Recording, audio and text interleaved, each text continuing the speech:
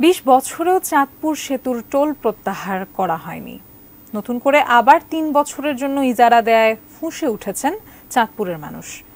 তাদের দাবি, অথচ সেতুটির নির্মাণ ব্যয়ের কয়েক গুণ অর্থ ইতিমধ্যে সরকারি কোষাগারে জমা হয়েছে। টোল প্রত্যাহারের দাবিতে দফায় দফায় মানববন্ধন, বিক্ষোভ মিছিল, অবরোধ এবং অবস্থান কর্মসূচি পালন করেও সমাধান পাচ্ছেন না জেলাবাসী। চাঁদপুর জেলা শহর ঘেঁষে ডাকাতিয়া নদীর উপর দিয়ে এই গুরুত্বপূর্ণ সেতু পার হয়ে গন্তব্যে যান ফরিদগঞ্জ উপজেলা এবং লক্ষ্মীপুর, নোয়াখালী সহ দক্ষিণের জেলার মানুষ।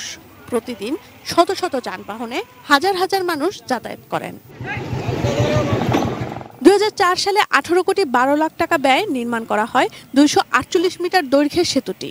সড়ক বিভাগেরই তথ্য, এই সেতু থেকে এরই মধ্যে প্রায় অর্ধশত কোটি টাকা সরকারি কোষাগারে জমা হয়েছে। ফলে চাঁদপুর 4 আসনের সাবেক সংসদ সদস্য ডক্টর শামসুল হক ভুইয়া পার্লামেন্টে টোল প্রত্যাহারের দাবিও তুলেছেন। অটো রিকশা, সিএনজি সবগুলো টোল তারা উঠানো হয় এবং কি যদি তারা টোল না দিতে পারে অনেকের গায়েও হাত তুলে ফেলে। ড্রাইভার শ্রমিকদের একটাই দাবি, অবৈধ টোল বন্ধ। 100% কপার কন্ডেন্সারে তৈরি ভিশন ফ্রিজ, তাই গুণে মানে অটুট থাকে বছরের পর বছর। টোল প্রত্যাহার তো হয়নি, নতুন করে 9 কোটি 15 লাখ টাকায় আগামী 3 বছরের জন্য ইজারা দেয়া হয়েছে সেতু। ক্ষুব্ধ সর্বস্তরের মানুষ।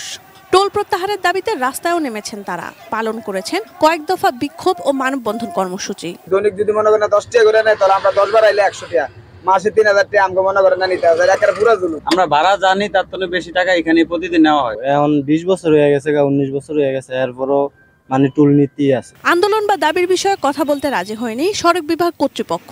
তবে জেলা প্রশাসক জানিয়েছেন, বিষয়টি বিবেচনার জন্য সেতু বিভাগকে প্রস্তাব দেয়া হবে।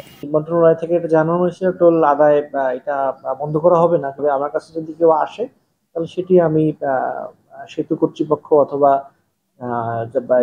সড়ক পরিবহন মহাসড়ক বিভাগ যাদের অধীনে সেতুটি রয়েছে তাদেরকে আমরা জানাবো। এটা গত 20 বছরে 3 গুণেরও বেশি অর্থ আদায়ের পর জনগুরুত্বপূর্ণ এই সেতুটিকে টোল মুক্ত করতে প্রধানমন্ত্রীর হস্তক্ষেপ কামনা করেছেন চাঁদপুর, লক্ষ্মীপুর সহ দক্ষিণাঞ্চলের মানুষ। Sanjida Sylvia, desk report, ATN news.